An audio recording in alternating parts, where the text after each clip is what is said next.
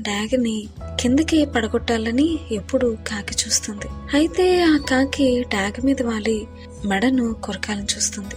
ఆ డాగ అది కొరుకుతుందని విదిలించుకోదు, దానిని పట్టించుకోదు. అంతెందుకు తిరిగి ఫైట్ కూడా చేయదు. ఆ డాగ ఎప్పుడైతే ఇది కొరకడం స్టార్ట్ చేసిందో ఇంకా పైకి చూస్తూ ఎగరడం ప్రారంభిస్తుంది. పైకి చూస్తూ ఎగిరే కొలది ఆ కాకి ఊపిరి తీసుకోవడం కష్టమవుతుంది. ఇంకా ఎత్తుకు వెళ్లేసరికి ఆ కాకి ఊపిరి ఆడక కిందికి పడిపోతుంది. యేసుప్రభు వారు ఒక మాట చెప్పారు, ఆయన కొరకు చూస్తూ ముందుకు వెళ్లేవారు పక్షిరాజు లాంటి వారు.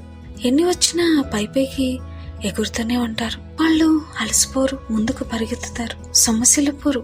నీ లైఫ్ ని వెనక్కి లాగే వాటి వైపు కాదు, యేసుప్రభు వారి వైపు చూస్తూ వెళ్ళు. నిన్ను విజయం పొందనివ్వకుండా వెనక్కి లాగే ప్రతిదీ మాయమైపోతుంది.